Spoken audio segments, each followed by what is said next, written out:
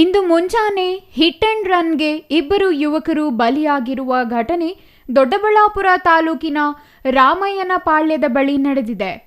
ಮುಂಜಾನೆ ಕೆಲಸಕ್ಕೆ ತೆರಳುವಾಗ ಘಟನೆ ಸಂಭವಿಸಿದ್ದು, ತೂಬಗೆರೆ ನಿವಾಸಿ 22 ವರ್ಷದ ನಂದನ್ ಕುಮಾರ್ ಮತ್ತು ದೊಡ್ಡತಿಮ್ಮನಹಳ್ಳಿ ಮೂಲದ 24 ವರ್ಷದ ರವಿಕುಮಾರ್ ಮೃತಪಟ್ಟಿದ್ದಾರೆ. ದೊಡ್ಡಬಳ್ಳಾಪುರ ನಗರದ L&T ಕಂಪನಿಗೆ ಕೆಲಸಕ್ಕೆಂದು ಬರುವ ವೇಳೆ ದುರ್ಘಟನೆ ನಡೆದಿದ್ದು, ಅಪಘಾತದಲ್ಲಿ ತೀವ್ರ ರಕ್ತಸ್ರಾವ ಆದ ಕಾರಣ ಸ್ಥಳದಲ್ಲೇ ಇಬ್ಬರು ಮೃತಪಟ್ಟಿದ್ದಾರೆ.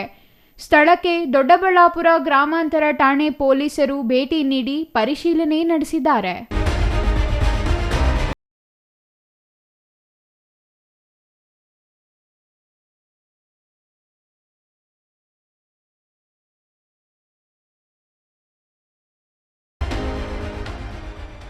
ಇದನ್ನು ಬೆಳಿಗ್ಗೆ ದೊಡ್ಡಬಳ್ಳಾಪುರ ಗ್ರಾಮಾಂತರ ಪೊಲೀಸ್ ಠಾಣಾ ವ್ಯಾಪ್ತಿಯೊಳಗೆ ಬರುವಂತಹ ತೂಬಗೆರೆ ಗ್ರಾಮದ ಇಬ್ಬರು ವ್ಯಕ್ತಿಗಳು, ರವಿ ಮತ್ತು ನಂದಕುಮಾರ್ ಅಂತ ಹೇಳುವಂತಹ ವ್ಯಕ್ತಿಗಳು ಮತ್ತು ಇನ್ನೊಬ್ಬ ವ್ಯಕ್ತಿ, 3 ಜನ L&T ಫ್ಯಾಕ್ಟ್ರಿನಲ್ಲಿ ಕೆಲಸ ಮಾಡ್ತಾರೆ.